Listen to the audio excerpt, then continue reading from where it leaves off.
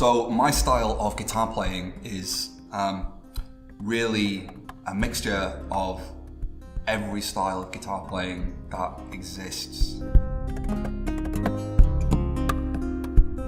So I played classical guitar when I was a kid, then I was really into blues, then I got into kind of shred and wanted to be Steve Vai or Joe Satriani for a long time. Then I got into back into acoustic playing and singer-songwriters like Joni Mitchell, and then I discovered Michael Hedges, changed a lot of things, the way that I think of the guitar, and I studied a little bit of every style, and then I just mixed them all together into one big mess.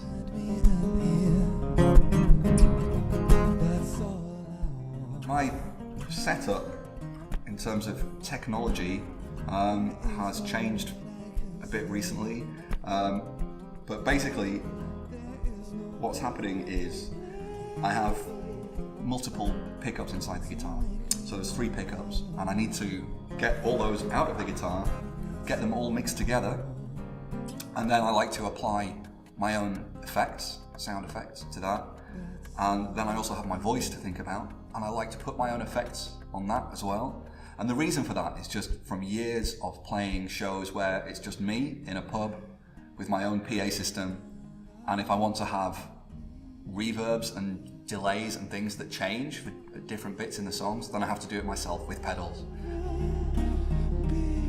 So it's pretty complex. I have to get 3 signals from the guitar, 1 signal from the voice, mixed together, and then add the effects, and then have ways of sending those out from my little pedal board in stereo, so it sounds nice.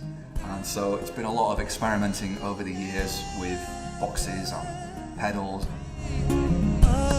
Specifically, what I have in here is a magnetic pickup, which is blended with a microphone, and I also have a transducer pickup, which is stuck onto the wood here, and this one is really powerful, basically for my kick drum.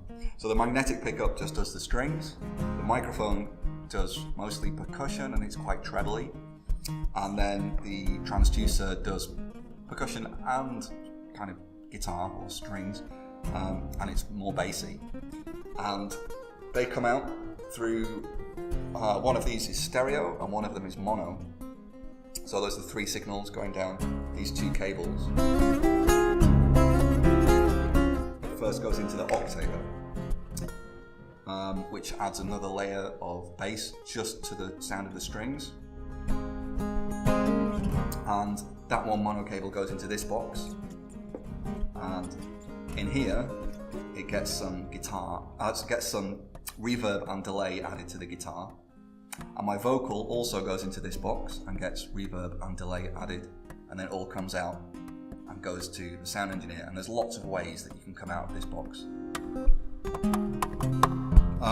So because I have this strange signal path and complicated needs, I sometimes need to find some interesting cables, and the one in particular that has been a real problem for a very long time is the stereo cable that goes from like a mono connector at one end into 2 separate mono connectors at the other end. It's called a Y cable, and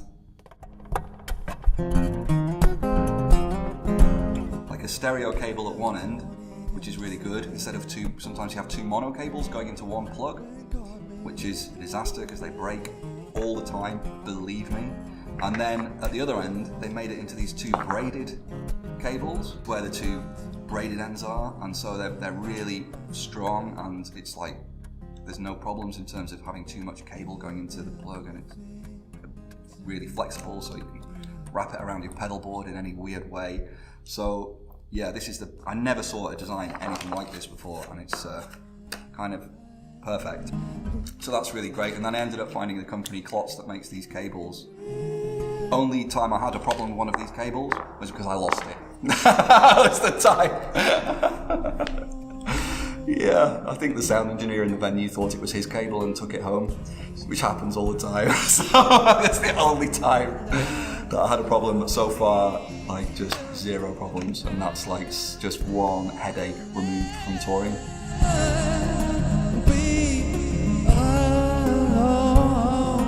I'm Jon Gomm, and I'm using KLOTZ cables.